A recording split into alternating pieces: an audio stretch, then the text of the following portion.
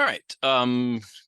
Quick video, hopefully, just going through projectile motion, talking about things now moving through the air. So we're kind of talking about how can we describe and calculate the motion of an object that's thrown, kicked, shot, etc.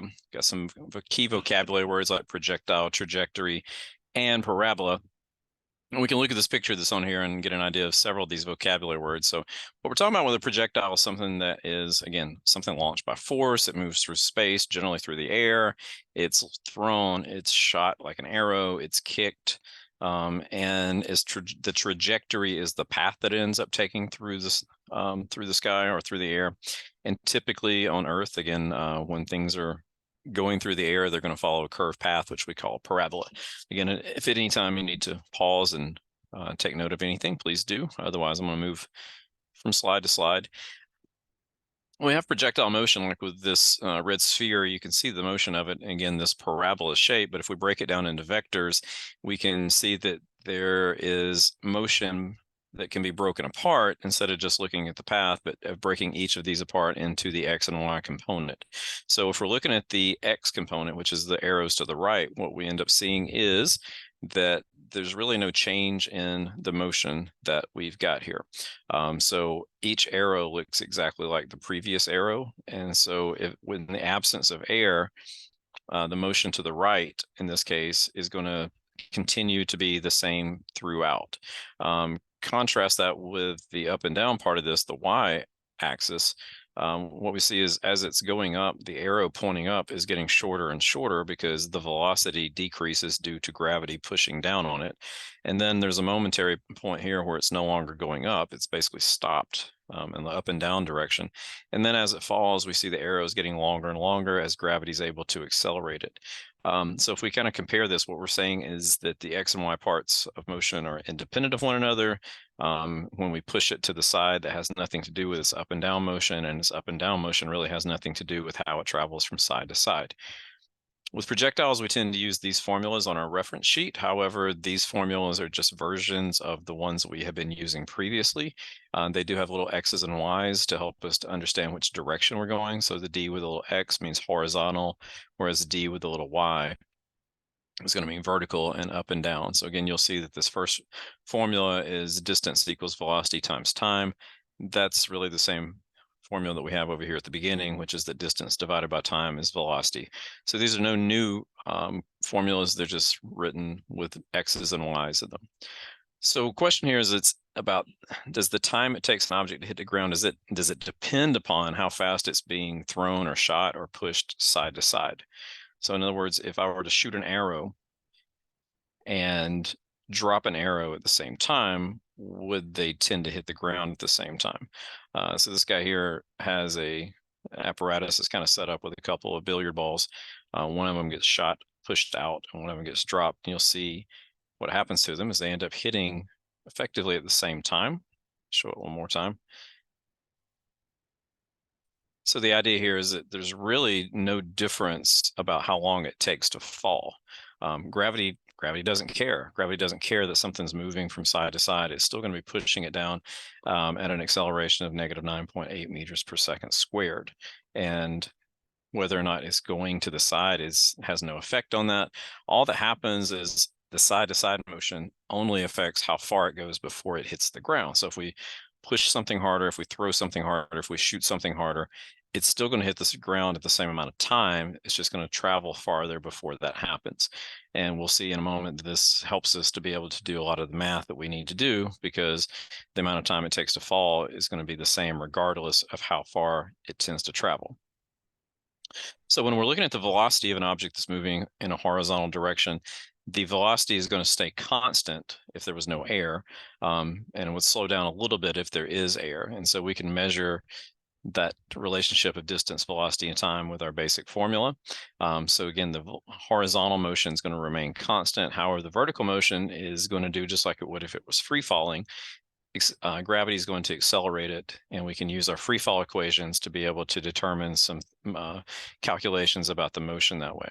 When we're looking at the motion, because the speed from side to side doesn't change, the distance in the X direction every second doesn't really change. So if this ball goes 1 inch in 1 second, then it's still going to go 1 inch in another second, and it's going to go 1 inch in another second in the X direction. When we look at this, we see that there's a larger spacing in between, but it's all entirely due to how much it is changing on the up and down direction, because as it falls through space, it's going to be going faster. So neglecting air resistance, the motion in the X direction side to side is going to be constant. However, the motion in the Y direction is not going to be constant because it's getting faster every second. And if it's getting faster every second, it's going to be covering a greater amount of distance every second, which is going to bring us to solving some math problems.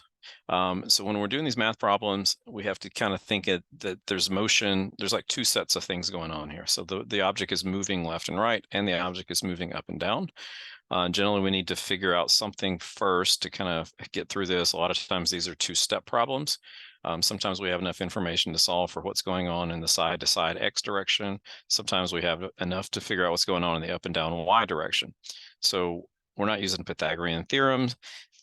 Often time is the most important thing for us to figure out, because the amount of time it takes to fall is also the amount of time it takes to go left to right and hit the ground. When we're doing our variables, we want to try to keep our X and Y's separate from each other. Again, if we see D with a little Y, that's how high we're going up and down. D with an X is our side-to-side range. Would always encourage you to draw a diagram, list out our X and Y known variables, and keep them separate. Remember that if something's falling, it's got an acceleration of negative 9.8, or even if it's thrown up into the air, it's got an acceleration of negative 9.8. The whole time that it's going through the air, there's an acceleration of negative 9.8 meters per second squared in the down direction. Initially, if something's being thrown, even if it's being thrown, its initial up and down velocity is still going to be 0, just like it was when we dropped it. Its side-to-side velocity initially may not be, but its up and down, its Y initial velocity in the Y direction would be 0. So if we had an example of a question like this with a stone thrown horizontally at 7.5 meters per second from a cliff that's 68.4 meters high, and we want to know how far does it go before it lands.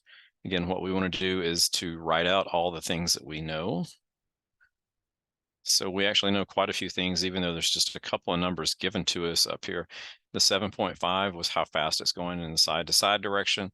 68.4 was how far the ball is going to fall, or the stone's going to fall. We don't know how far the stone's going to go. We don't know how long it was going to be in the air. We do know that it was be going 0 downward when it starts, and that gravity is accelerating it at negative 10. So in looking at all this, we can, missing some of the slide down here, we should be able to solve for time because we have enough information over here to use this formula that's in our reference sheet. So relisting all those again, we can use this formula. We want to plug in the numbers we have. So our distance is, it's going to fall downward, negative 68.4. Its initial velocity was 0, and our acceleration is, we're just rounding it to negative 10. And so we can start simplifying a little bit, because 0t is going to make that whole thing go away. Half of negative 10 is negative 5. And then we need to solve for t, so we need to get rid of the negative 5 and the squared. So we need to divide both sides by negative 5. And then we take the square root of t, which would give us 3.7 seconds. Again, this is not the answer to the problem. This is how long the rock is in the air. But now we know how long the rock is in the air, then we can figure out how far it goes, because we knew the velocity side to side. So we're going to go back to our formulas, and we can use the velocity formula with distance divided by time. So 7.5, which was our velocity, 3.7 is our time. We need to multiply both sides by 3.7, and that would give us our distance of 27.8. Similar kind of example is, again, if something is thrown, we've got a velocity, we know how far it went, how long does it stay in the air, and how far does it drop during its flight, if this is the case. Again, this ends up being probably a two-step problem. We want to list out everything that we know and everything that we can probably need to be solving for. So again, we know a little bit more in the side-to-side motion this time. So we know our velocity, we know our distance, but we don't know our time. If we know 2 of these 3, we should be able to solve for our time. Over here, again, we don't know how far it falls, but if we solve for time, then we can go back to our formulas and figure out how far it ends up falling. All right, so in this case, we can solve for time just with velocity equals distance divided by time. So plug in our numbers, do some algebra, rearrange and divide, and we would get that our time equals 0.41 seconds. Once we know that our time is 0.41 seconds, then we can plug that number into the y value to figure out how long or how high was it, is what the second question was. And we can again go back to this formula to be able to use, and we're solving for d in this case. So how far does it drop? Plugging in our numbers, its initial velocity was 0, acceleration was -10, and it was in the air for 0.41 seconds. So we just go through and do the math. Again, that's going to turn into a 0, so 1/2 of 10 times 0.41 squared would tell us it's going to drop -0.84 meters before it hits the ground.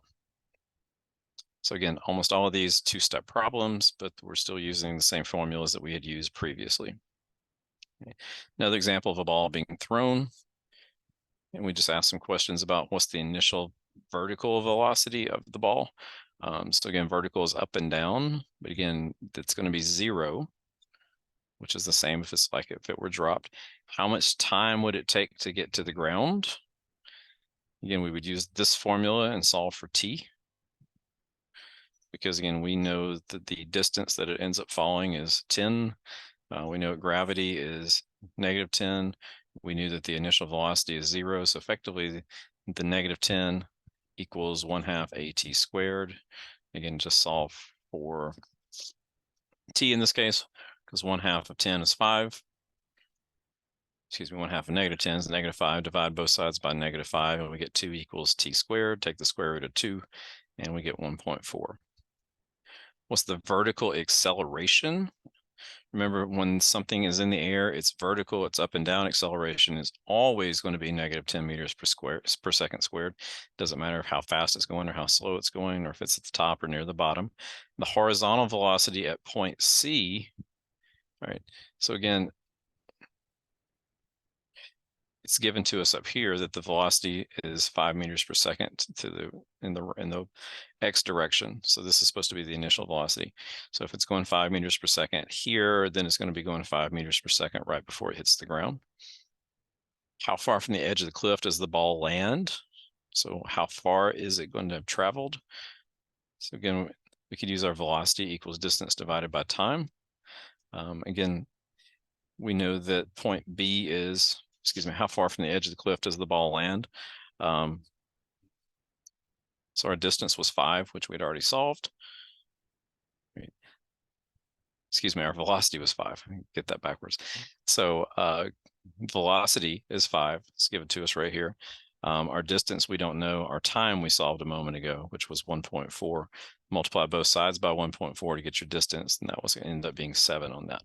Okay, so again, those are the two formulas we tend to use. Again, velocity equals distance divided by time is going to give us our side-to-side motion, and then our 1/2 at squared is usually going to give us the information we need regarding either the time or the distance in terms of the ball falling.